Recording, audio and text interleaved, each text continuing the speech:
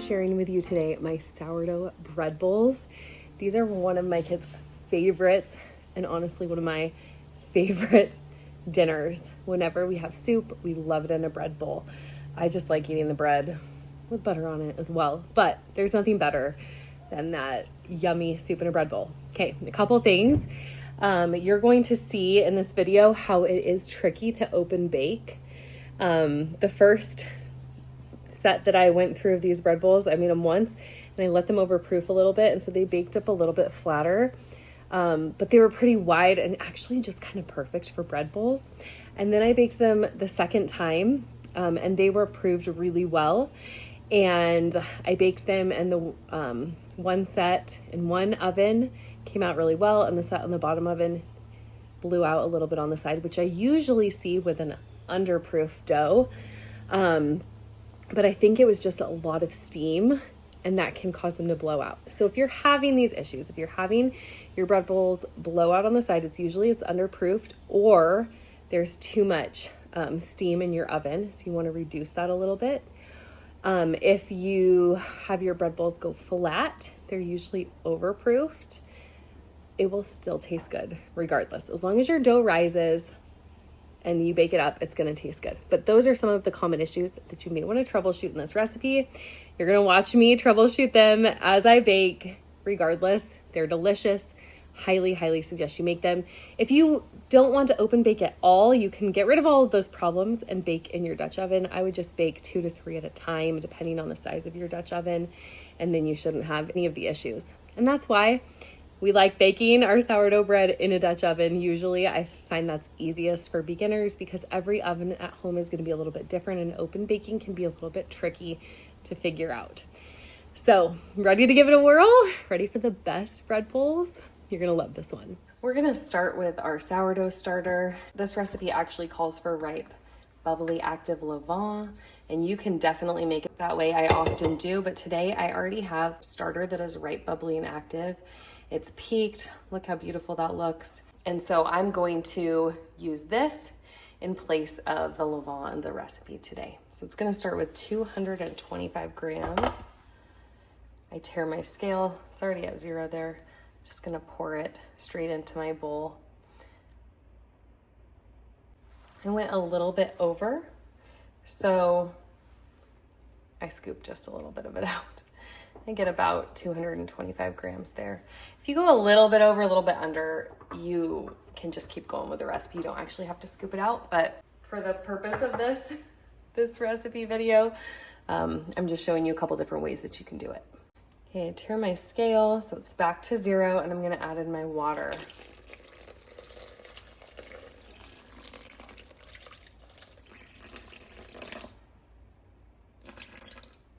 You'll notice that the levain does, or the starter, whichever you're using, does kind of float on top of the water, and you want to see that usually. If you don't see that, it sometimes can mean that your starter isn't quite ready yet, or just that it's over ready. You could still use the starter, but I like to use that as just a little check for my bread. Okay, I just mix this together with my fingers. You don't have to use your fingers. You can use a mixing spoon, which I do use as well too, but sometimes I do my fingers. Mix this together. Now I'm gonna add in my flour and my salt. That's all that is in this. Just flour, water, salt, and your starter. I'm gonna tare my scale. 12 grams of salt. Tare my scale again. And then 600 grams of bread flour. Now with this flour, I sometimes substitute like half whole wheat flour, like a freshly milled whole wheat. Today, I'm just showing you the bread flour version, but they do taste really good with some of those substitutions. You can also make this with all-purpose flour. I would reduce the water a little bit in the recipe just so it's a little bit easier to work with. But if you're used to working with a higher hydration dough, it should be fine either way. Take it off of the scale, and now it's time to mix up the dough.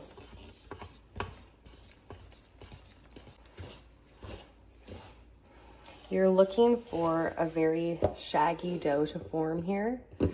So not a whole lot of gluten development really happening. That's going to happen as the dough rests and rises. Right now we're just getting it mixed up. Get the dough off of my dough whisk. Sometimes when working with this sticky kind of a dough, it's nice to wet your hands just a bit in some water. That can keep the dough from sticking to your fingers. I just go in and I'm gonna work it just for another minute or so until the flour has completely absorbed all of the water and it's hydrated throughout. So there we go. A nice sticky dough, just mixed. We're gonna leave it in our bowl. I'm gonna cover it up and we will let it rest here for about 1 hour.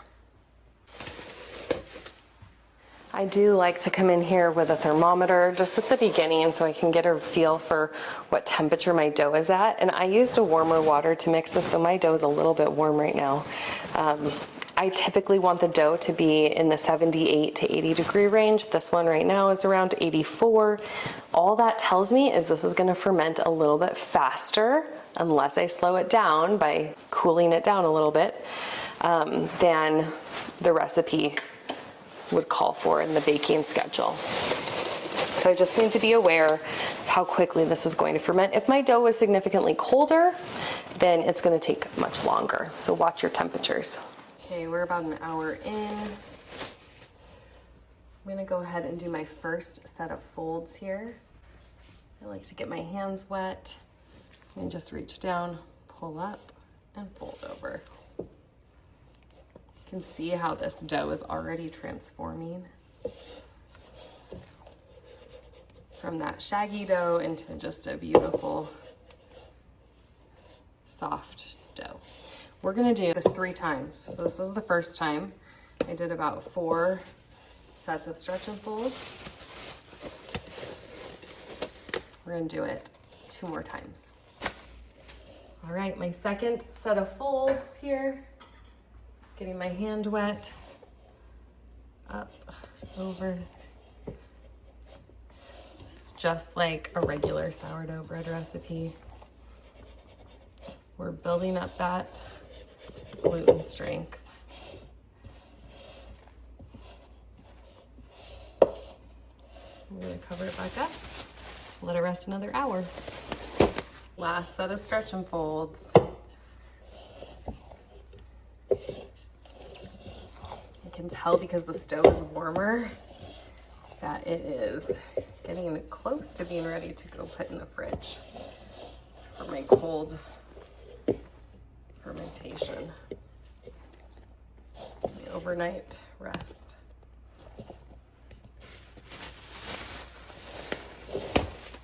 We're gonna let it rise a little bit longer and then we'll stick it in the fridge.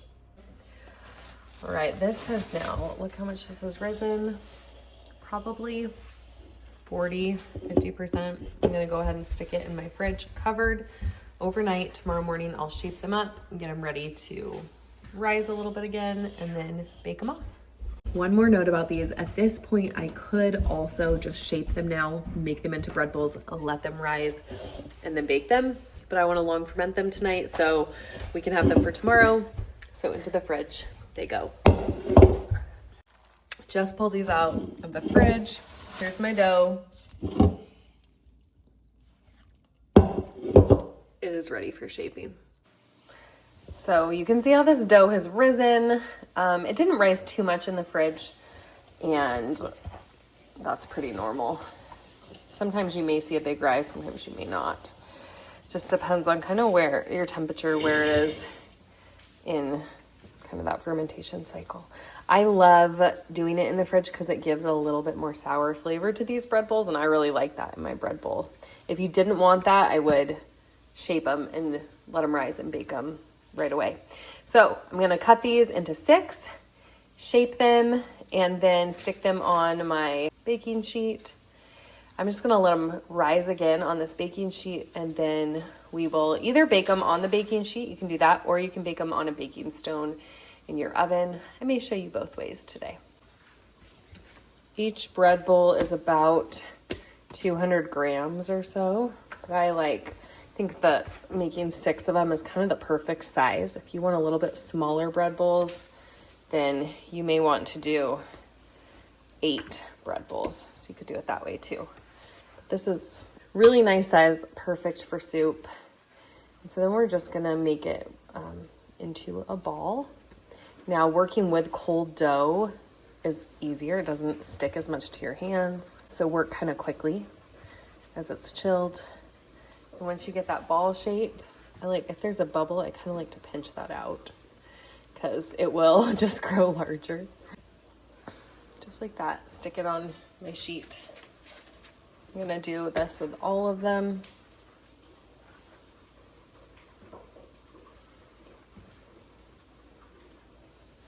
These bake up to be really crusty, beautiful bread bowls. If it's feeling too sticky for your hands, especially if you're not doing that cold proofing, I like to get my hands wet a little bit, and then I use my bench scraper and I just go around like this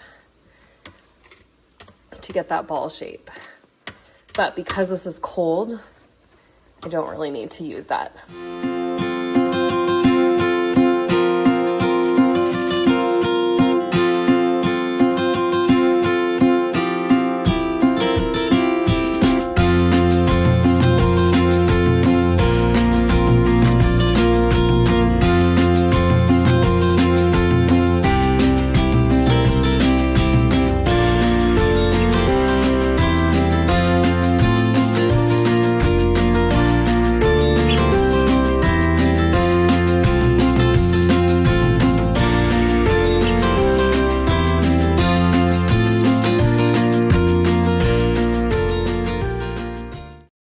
I've got my 6 bread bowls.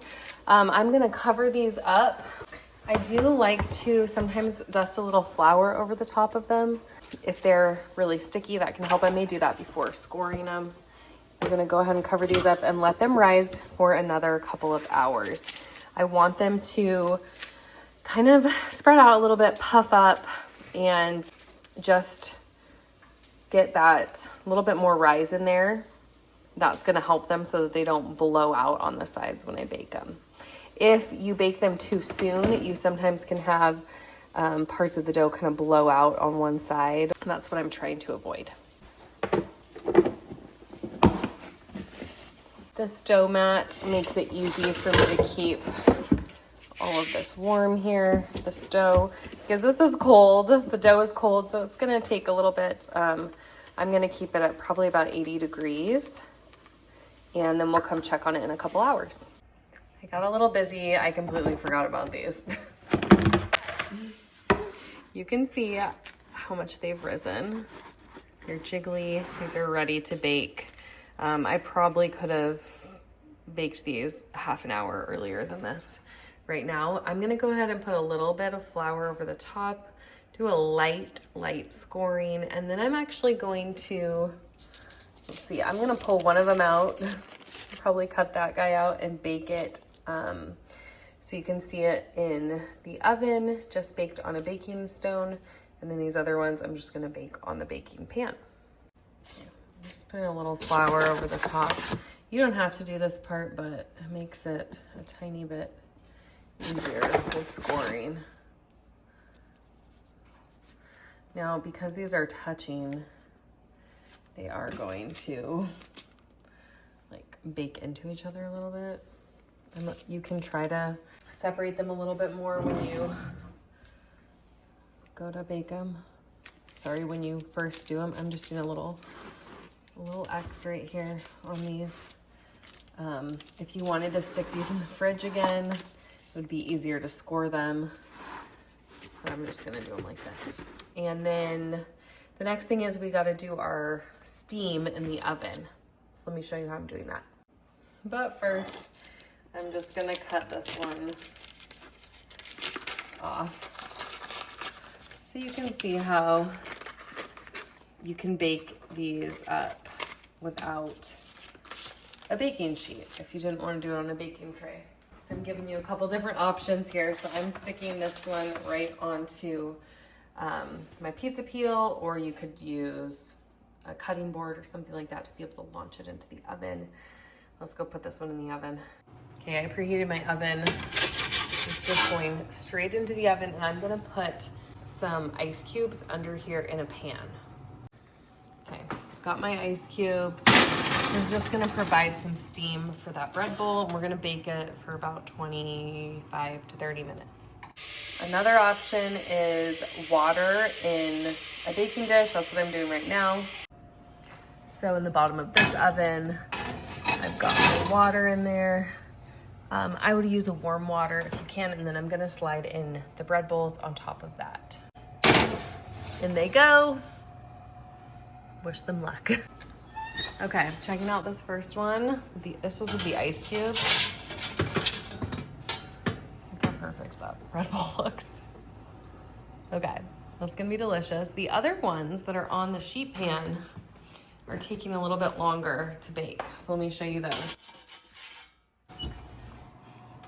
Ooh, they're taking a little bit longer, and they still look great. I do kind of prefer this method, but you have to have a baking stone, you put some ice in the bottom, and you have the pizza peel. So you don't have to do this. You can also bake them on the sheet pan like here. They may turn out just a little bit different. They're still gonna taste incredible. All right, here we go. Ooh. I'm gonna set these here. So these were the ones that baked just with the water on the baking sheet. So you can see how those turned out. They're a little bit lighter in color. Let me compare them.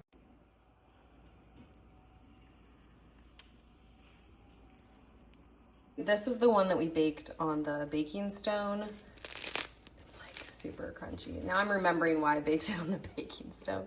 It really gives a beautiful crust. Crumb everything inside here, and these are the ones, oh, they're hot. The bottoms didn't get quite as crispy, but they will still make great bread bowls. So you can use either method, just depends on what you have available. I'm gonna let these cool, and then I'll show you how I cut them open, ladle in the soup.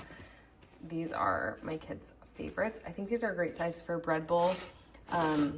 You could, like I said earlier, bake them into 8 if you wanted them a little bit different. And I did overproof these a little bit because I let them rise a little too long. But there are no big blowouts. If you notice ever that your dough does kind of blow out on the side, which can happen a lot of times, it's because they're underproofed. That didn't happen on these. They did bake up a tiny bit flatter. But they're gonna be so crispy on the edge, but soft in the middle, which is perfect for soup. They've cooled down. Look how pretty they are. I like to set my bread bowl in another bowl. Just helps to contain any soup. And then I take my knife, and you kind of go at an angle in a circle all the way around.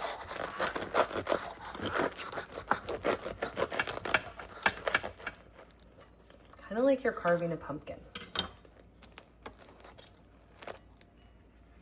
Oh my goodness, that looks so good. Okay, then you go in and take out kind of the inner part of the bread bowl. You guys, these smell so good. My kids still like to eat this, or we all like to eat it, add it on the side. And then we're gonna pour in the soup.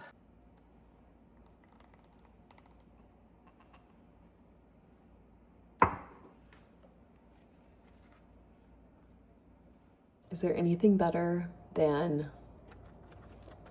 soup in a bread bowl? Maybe clam chowder. This is a vegetable potato soup with zucchini, and it's delicious. Okay, maybe one thing would be better if my dishes were done.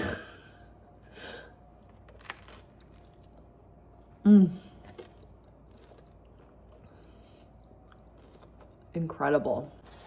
These are a little bit tangy. They're just crispy, crunchy. They sop up the soup so well.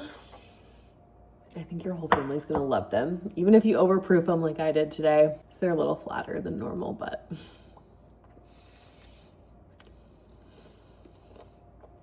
So good. Go make them.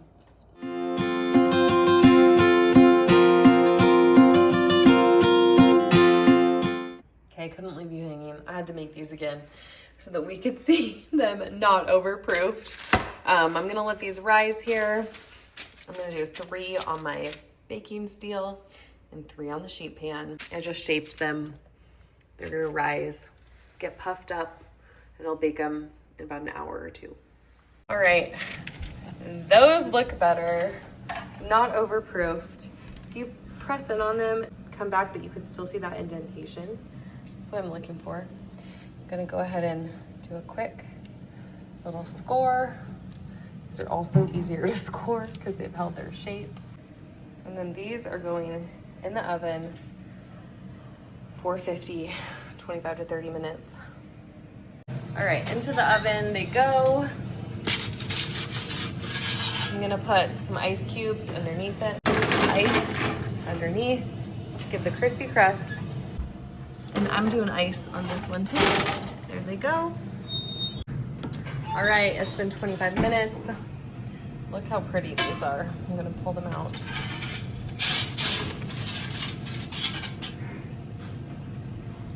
Now this is what they really should be looking like when they come out of the oven. And here are the ones baked on the baking sheet. These guys also turned out pretty good. Looks like the bottoms.